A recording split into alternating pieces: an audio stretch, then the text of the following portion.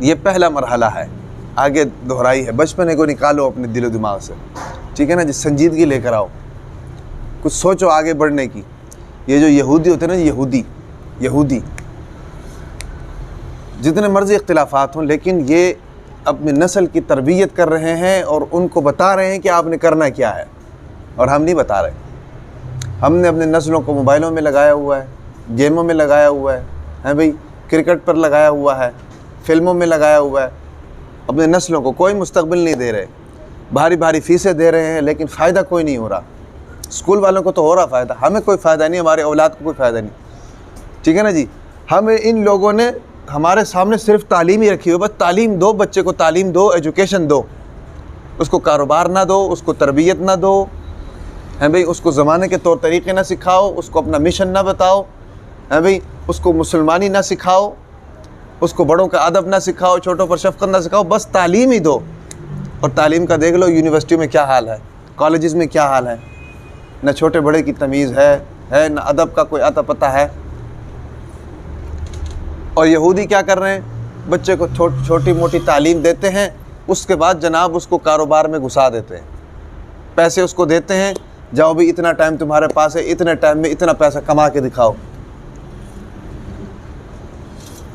اتنا ٹائم میں اتنا پیسہ کما کر دکھاؤ۔ بچہ جاتا ہے جناب، سوچتا ہے، کاروباری لائن میں جاتا ہے، دیکھتا ہے، دماغ لگاتا ہے، اور جناب آہستہ آہستہ آہستہ آہستہ آہستہ آہستہ وہ کاروباری ہو جاتا ہے۔ جس کا نقصان کیا ہو جاتا ہے، ان کو تو فائدہ ہوتا ہے، ہمیں نقصان کیا ہو جاتا ہے کہ کاروباری میدان میں وہ ہم سے آگے نکل جاتا ہے۔ آج آپ دیکھ لو، لوگ یہاں چیخ رہے ہیں کہ بھئی اسرائیلی پروڈکٹس بند کرو، اسرائیلی پروڈکٹس بند کرو، بھئی کتنے کو بند کریں؟ آپ کے پاکستان دکان کے اندر گھسو تو اکثریت تو ساری ان کے پروڈکٹس ہیں، کتنے کو بند کریں؟ اسرائیلی پروڈکٹس بند کرنے چاہیے، لیکن ان کے متبادل آپ نے کیا سوچا ہوا ہے؟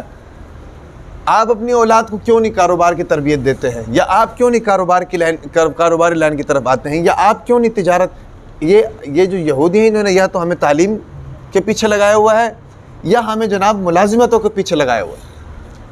ہم جناب کپڑے پہن کر، اچھے کپڑے پہن کر، ٹائی پہن کر جناب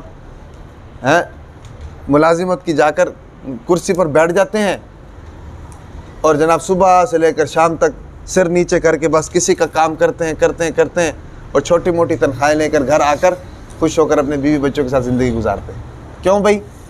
کیا ہوا ہے جی؟ 18 گریڈ کا افسر ہے، 19 گریڈ کا افسر ہے، 22 گریڈ کا افسر ہے۔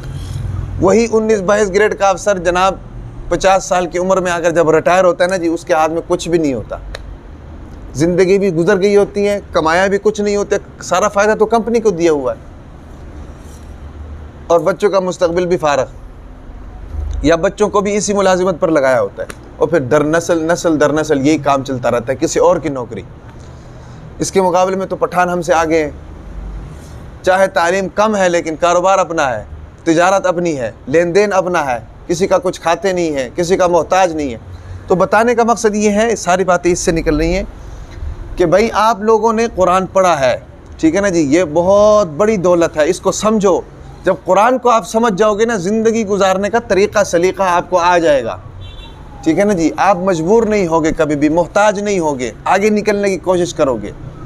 سمجھ آ رہی میری بات کی؟ ہاں، تو یہ جو ہمارے طلبہ کرام سنا رہے ہیں، کل کو انشاءاللہ یہ آگے جائیں گے اس لائن میں۔ اس لیے یہ ہے کہ اس پر محنت کرو، کوشش کرو، جد و جہد کرو۔ اور میں آخر میں پھر ایک مرتبہ سب کو، آپ جتنے بھی آپ طلباء ہیں، اس کے دوست ہیں، کلاس کے ساتھی ہیں، ان کو بھی میں مبارکباد پیش کرتا ہوں، اساتذہ اکرام کو بھی مبارکباد پیش کرتا ہوں، حمزہ کو بھی، اور ان کے والد صاحب یہاں تشریف لائے ہیں، ان کو بھی مبارکباد پیش کرتا ہوں۔